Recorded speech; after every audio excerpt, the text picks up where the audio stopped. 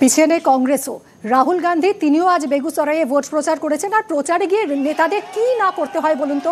রাহুল গান্ধীকে যেমন দেখা গেল তিনি একেবারে জলের মধ্যে ঝাঁপ দিলেন, নৌকা থেকে শটান ঝাঁপ, চেনা ছকের বাইরে একেবারে নতুন রূপে কংগ্রেস সাংসদ তথা বিরোধী দলনেতা রাহুল গান্ধী।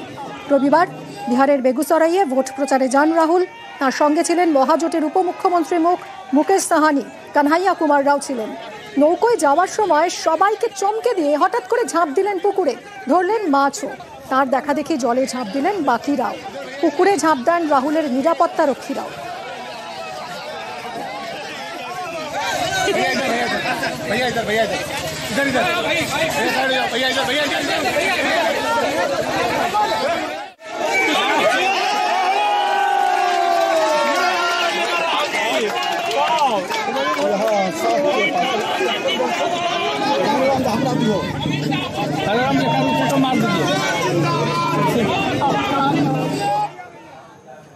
এদিকে এসআইআর এর ঘোষণা হতেই এক এক জায়গায় এক এক রকমের অভিযোগ সামনে আসছে।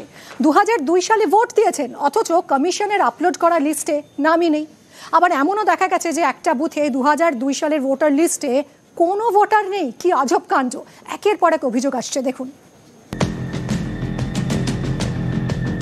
স্পেশাল ইন্টেন্সিভ রিভিশন চালু হয়েছে পশ্চিমবঙ্গে। তার আগে এসআইআর হয়েছিল 2002 সালে।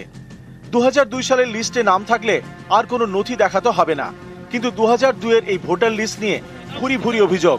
যেমন উত্তর 24 পরগনার বসিরহাটে স্থানীয়দের দাবি 2002 সালে এখানকার একটি বুথে ভোটার তালিকায় ছিল 896 জনের নাম।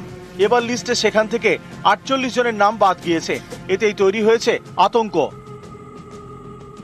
আমরা 2000 সাল থেকে ভোট দিচ্ছি। হ্যাঁ, তখন নাম ছিল, এখন নতুন লিস্ট বার হয়েছে, এখন বলছে যে তোমাদের নাম কাটা পড়েছে। আমাদের ছেলেগুলি কোথায় কি করবে, কিভাবে ভোট দেবে? ওরা ভোটটা তো হতেই পারবে না। আমি চাইছি যে আমি যেন যেভাবে ভোট দিই, আগেও দিয়েছি, এখনো যেন সেইভাবে দিতে পারি। উত্তর 24 পরগনার আগরপাড়া এখানকার ইলিয়াস রোডের বাসিন্দা স্বপন কুমার দে। তার দাবি 1990 সাল থেকে ভোট দিচ্ছেন, কিন্তু 2002 সালের ভোটার তালিকায় তার নাম নেই। পরিবারের 3 সদস্যের নামও বাদ গিয়েছে। এরপরেই তিনি স্থানীয় কাউন্সিলরের দ্বারস্থ হন। আমি এসআই নিয়ে একটু আতঙ্কের মধ্যে আছি। 2002 সালে ভোটার লিস্টে আমার পুরো ফ্যামিলির নাম বাদ।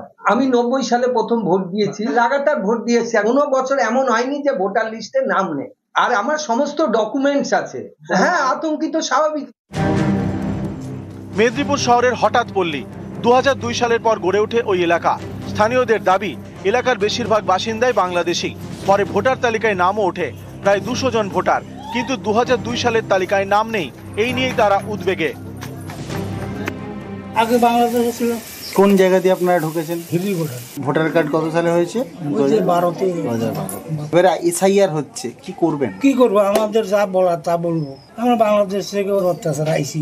এখন যদি ভারত সরকার আমাদেরকে রাখতে দেয় বা ভোটার করবে। ভোটার লিস্টে তো নাম নেই।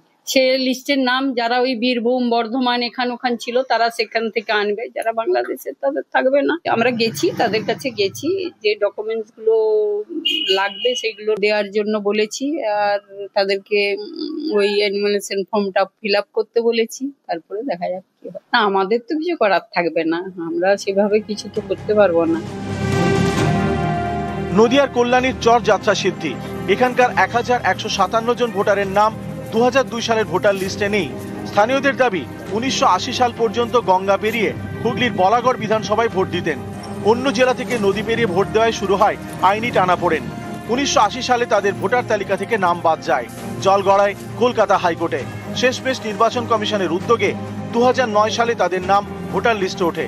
বিধানসভা কেন্দ্র কল্যাণী, কিন্তু টানাপোড়েনের জেরে 2002 সালের ভোটার লিস্টে নাম না থাকায় তৈরি হয়েছে আতঙ্ক। আমাদের গ্রামে 1200 ভোটার আছি আমরা, কারোরই 2002 সালে নাম নেই। কেননা আমাদের 2009 সালে ফার্স্ট আমাদের ভোটার লিস্টে নাম উঠেছিল। চাপান উত্তর হুগলি বলছে নদিয়ায় তোমরা যাও, আমরা বললাম আমরা হুগলিতে যাব। হুগলি নদিয়া এমনি করে করে এতদিন আমাদের ভোটে নাম উঠেনি। আগে আমরা হুগলিতে ভোট দিতাম। এসআইআর চালু হয় নিউ টাউন সহ বিভিন্ন জায়গা থেকে পরিচারিকারা কাজ ছাড়ছেন। অভিযোগ তুলেছেন দিলীপ ঘোষ, শুভেন্দু অধিকারী।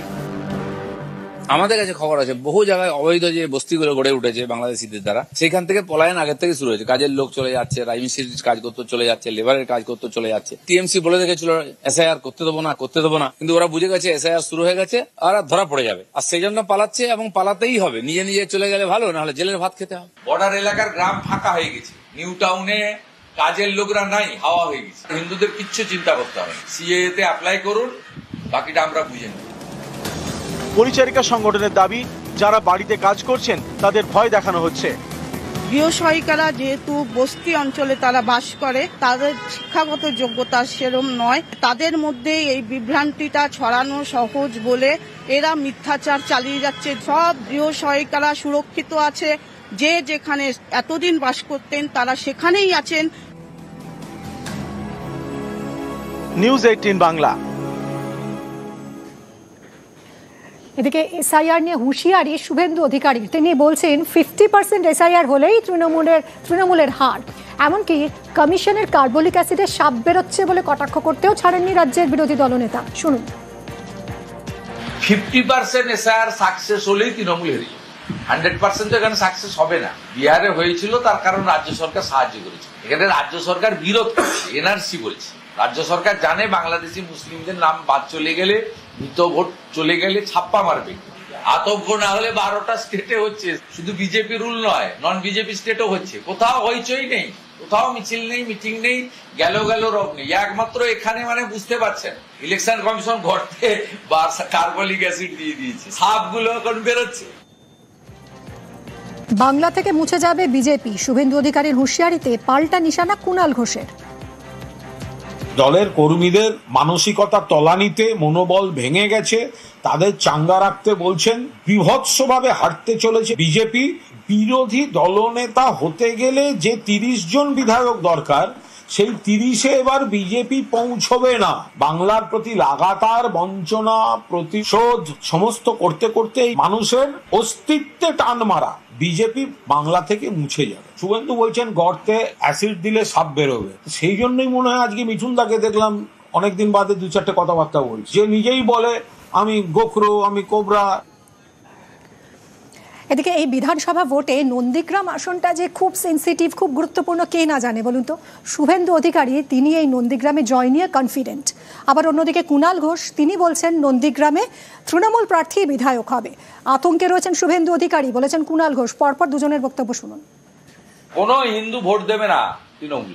8200 লিড ছিল, এসআইআর কমপ্লিট হওয়ার পরে এই সিটে বিজেপি যাকে দাঁড় করাবে, যে কোনো হিন্দু লোককে দাঁড় করাবে বিজেপি, 20,000 ভোটে ঘৃণা করে লোক। এখানে শুধু নন্দীগ্রাম থেকে ফোন গেছে অভিষেকের অফিসে যে সেবাশ্রয়ের প্রজেক্টটা নিয়ে আমাদের এখানে একটু আসুন। শুভেন্দুবাবু এবং ওখানকার বিজেপি এতটাই আতঙ্কে আছেন যে তড়িঘড়ি আজকে একটা টেবিল পেতে নানা ধরনের শিশি বোতল নিয়ে বসতে হয়েছে। নন্দীগ্রাম থেকে এবার তৃণমূলের যিনি প্রার্থী দাঁড়াবেন, তিনি আইনসম্মতভাবে লোডশেডিং না করে নির্বাচন কমিশনকে কাজে না লাগিয়ে তিনি বিধায়ক হবেন।